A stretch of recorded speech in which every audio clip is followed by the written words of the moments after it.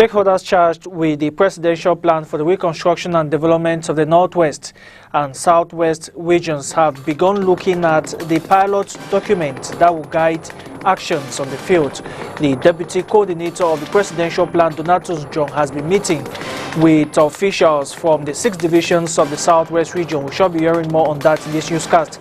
We tell you how the future of Cameroon football is under discussion at a crucial meeting of the Cameroon Football Federation. The focus is to diffuse the tension between FECAFOOT and the Professional Football League, as well as ensuring a COVID-19 free football campaign for Cameroon. Those are top stories. Good evening and thanks for joining us. You're watching the Primetime Newscast on STV. The Deputy Coordinator of the Presidential Plan for the Reconstruction and Development of the Northwest and Southwest regions has met with administrative officials from the 6 divisions of the region. Donatus John has used the occasion to further break down the pilot document that will guide actions on the field when the reconstruction begins. We have details with Katrin Kone. Stakeholders from Meme, Dian and Manu divisions of the Southwest region now have proper knowledge of the presidential reconstruction plan for the 2 English-speaking regions of Cameroon. This was during a meeting in Buea today, September 25, chaired by the Deputy Coordinator of the Reconstruction Plan, Donatus Njong, in the presence of the Senior Divisional Officer for Meme Division, Manu and Dian Division. He will reconstruct himself the houses. If me, I take commitment to do my side, they give money and premises to all those things to me, and later on I disappear. I run from the green zone to the red zone. What are we going to do? Thank you. According to the expert, the presidential plan will evolve on 3 pillars, that is, social cohesion, rehabilitation, and action to revitalize local economy. Categories of people who are affected in one way or the other as a result of the crisis. So the first be to cater for those who lost their houses as a result of the crisis. The second be the support for the acquisition of means of locomotion. It still goes the same for those who lost their motorbikes, those who lost their vehicles. Maybe the vehicles were being stolen or their motorbike by stolen, or they were burned down as a result of this crisis. The workshop, which started on Thursday with the 3 other divisions of the Southwest region, has brought clarification on how the project shall be carried out. France CFA has been voted as the budget of the Chamber of Commerce, Mines, Industries and Crafts for Cameroon. It was one of the main issues which preoccupied the plenary session of the Chamber today in Douala, which comes following the installation of the President and Executive of the Chamber of Commerce, Mines, Industries and Crafts. Let's now have the reaction of the President of the Chamber, Christophe Eken. It was the meeting, the plenary assembly of installation of the Chamber. Today, it was the Executive Bureau and also the plenary assembly who vote the budget and also made that installation. So the budget today is 5 billion. We say that budget is not enough with the many missions we have. We have many kingly missions, promotion, education.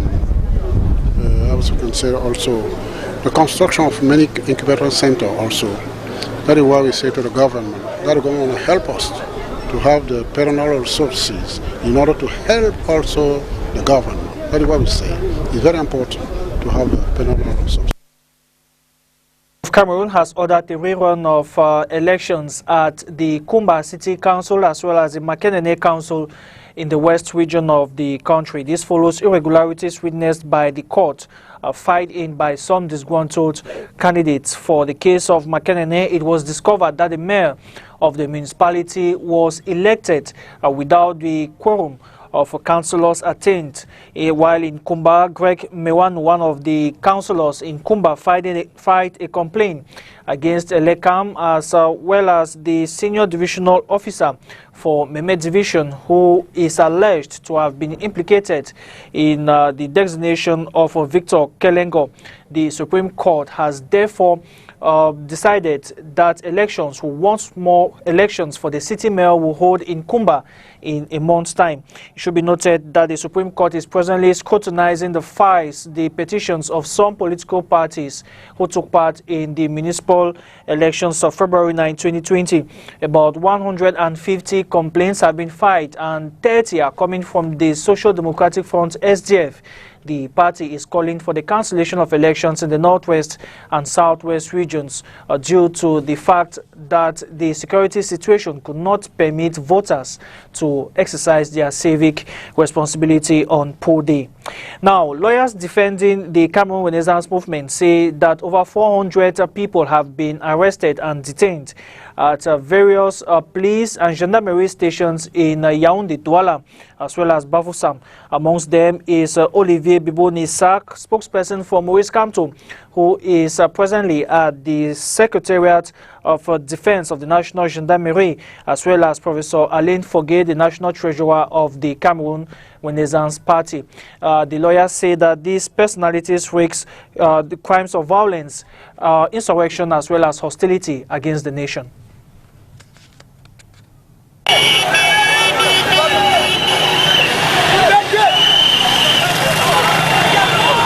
The Cameroon Renaissance Movement Party is yet to cool off from the arrest of militant Olivier Bibo-Nissak, arrested in the morning of September 22 for protests geared at ousting the head of state, President Paul Biya, from power.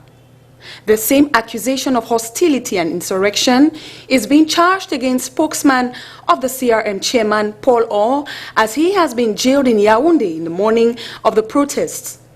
Professor Alain Foguet stands in the same line of charges as the Cameroon Renaissance Movement National Treasurer, is accused of conspiracy and terrorism and kept in police custody as he has been prohibited from being visited while in custody, says Maître Emmanuel Sim, one of the lawyers defending the cause and ideologies of the party. The arrest accounts have been heavy, as over 300 persons have been arrested in all central, littoral, and west regions in connection with the protests. This is not the first time in the party's history, as party chairman Maurice Kamto and other militants have been held in detention, contesting the results of the presidential elections, and first vice president Mamadou Mokhtar also arrested alongside others, protesting the release of jailed CRM chairman. While waiting the legal procedures to guarantee the freedom of these militants, their arrest still remains a concern to CRM militants and sympathizers.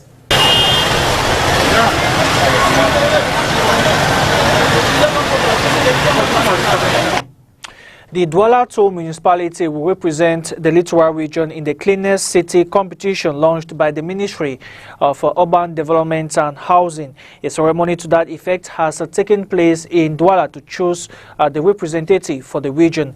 It should be noted that the Cleanest City competition is a competition that has been put in place involving 3 cities, that is Yaoundé, Douala, and Limbe. As Josephine Binzi tells us more.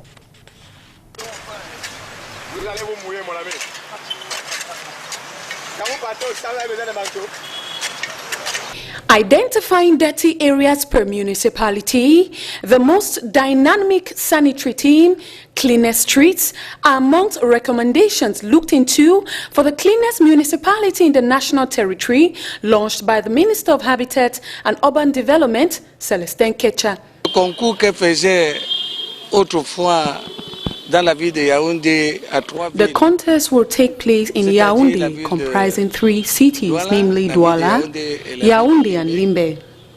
It has greatly been encouraged. We put together the heads of all municipalities, village heads, and those in charge for hygiene and sanitation for us to have a lively city. Responsables d'hygiène et salubrité pour que j'ai une ville assez vivable. Douala, Yaoundé, and Limbe are participating cities in these upcoming contests.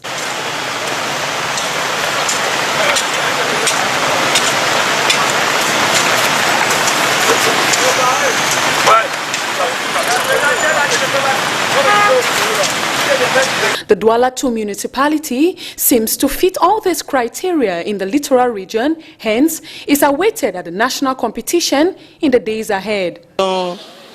I want to appreciate my colleague who has worked with me for a very long time, and she is going to the national level.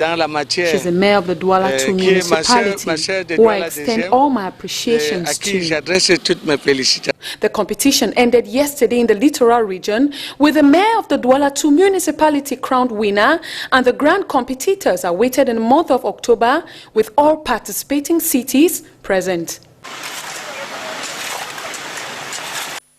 Still in Douala, the road from Carrefour Ajib to the Mbopi market has once again been reopened for circulation following rehabilitation works which have lasted about 3 weeks.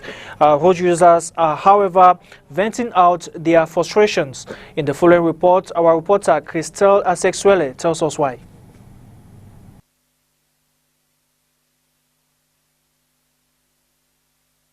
Barely less than a week since the Ajib crossroads on Mbopi reopened to traffic, it's already a center for criticism from road users plying this stretch of the road. Look at the pavement, the tar has been done. This is not a good job. No parking space reserved for clients, making it difficult for them to come to the market. In a press release signed on September 9, 2020, the Douala City Mayor announced the rehabilitation works for this stretch of road, which was to last for 30 days. Although the period of time reserved for the realization of this project has not yet been completed, the problems of yesterday are resurfacing, particularly the traffic jams that are notorious at the Mbopi market. Les Chinois ont bien fait leurs travaux. Maintenant pour les embouteillages, ce qui nous tue, c'est juste. The road is well done, only there are no parkings reserved for customers who come to the market. They are forced to park by the roadside, which causes traffic. De bien garer, c'est que ça pourrait bien nous libérer cet accès-ci. On est dans la jungle, chacun se débrouille. There is traffic here, nothing is organized here, no leader to put things right here. If there was a leader in this market, maybe order would reign then. All hope seems to be falling apart as having a fluid traffic on this axis, noted for its huge traffic, may not be achieved here despite the road's rehabilitation.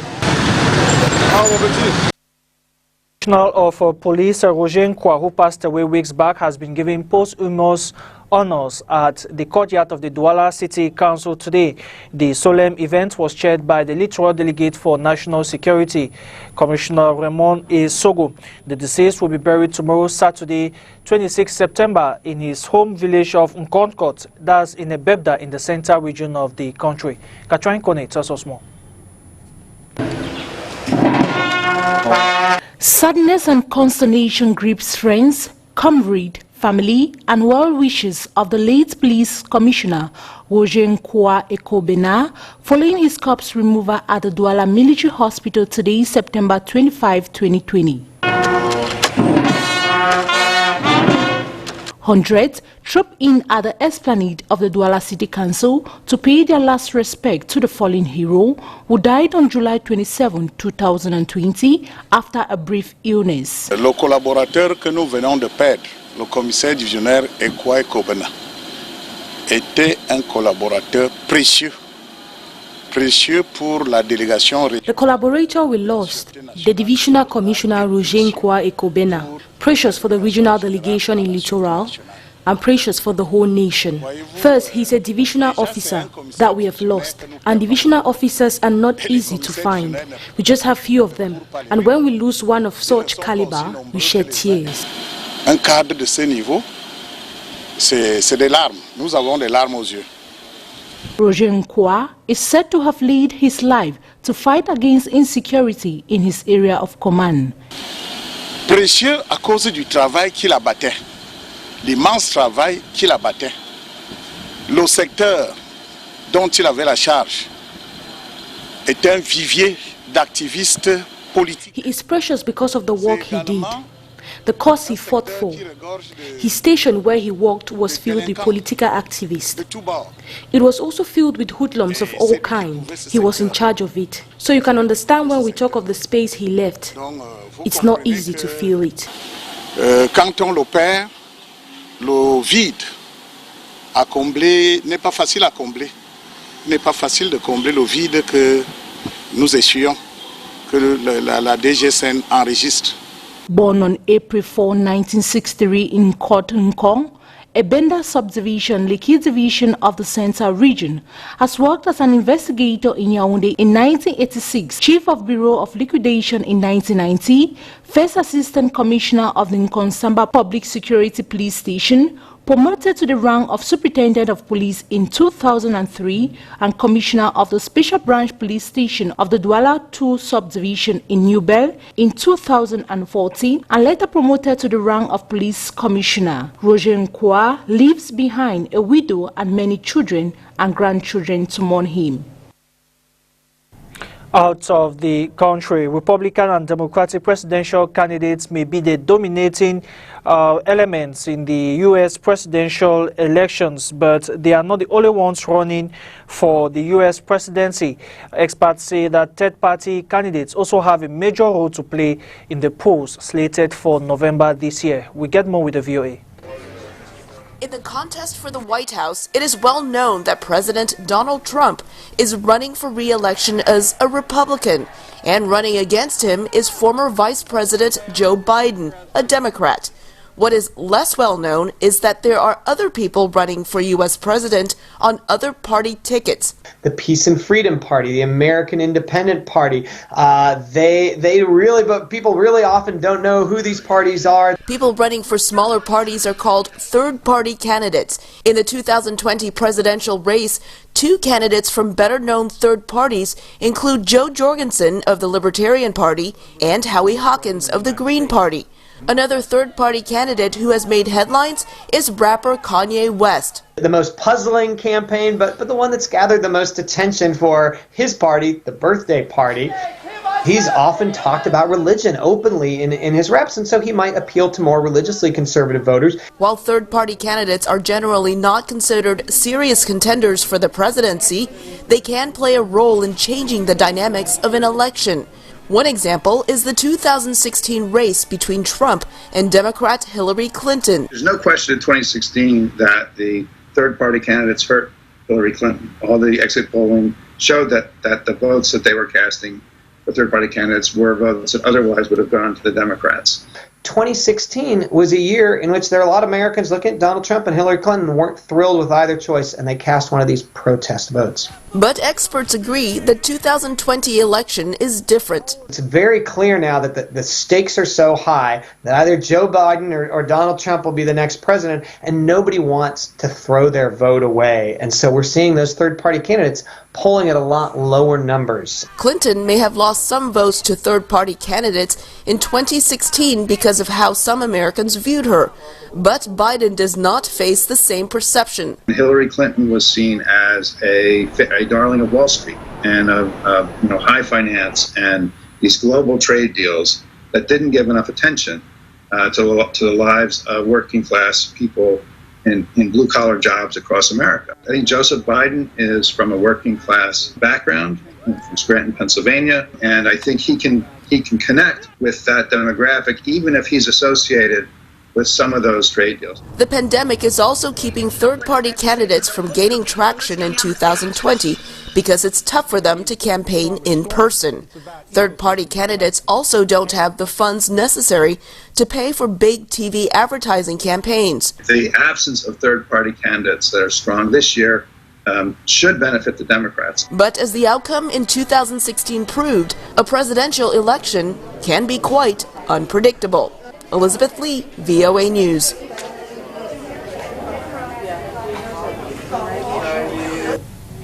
Sports football. The way forward for Cameroonian football is at the center of discussions at a crucial meeting ongoing in Yaoundé, chaired by the Cameroon Football Federation. The focus is on diffusing the existing tension between the league and the federation, as well as ensuring a COVID-19 free football campaign in Cameroon. Details with Josephine Binzi. This comes like fresh air to the football governing body in Cameroon today, September 25, as Cameroon's Football Federation has united in a General Assembly in Yaoundé, affirming on the 10th clause of her resolution that she takes in good faith the sentence of the Court of Arbitration of Sports to rehabilitate the League of Professional Football in its rights. In this light, the LFPC cannot exercise its justices to the organ of statutes to be represented in its name and take its decisions solely. This is rather not the case with the expiration of issues of the governing body of the 27th of July, as FECAFOOT precises. In the same light, FECAFOOT recalls that the age limit presided by the league president is 75. The General Assembly permits General Pierre Semenge to occupy this seat till the end of his mandate, that is, 30th June 2021. The General Assembly also mandates its president to name a Secretary General of the LFPC in the next 72 hours, confirming the Federation's text and the League. FECAFOOT also instructs the League to organize an elective General Assembly in the next 30 days to replace members of the executive body as they have lost quality. General Pierre Semenge has, however, disclosed he is not pleased with the resolutions of the General Assembly today, September 25, 2020.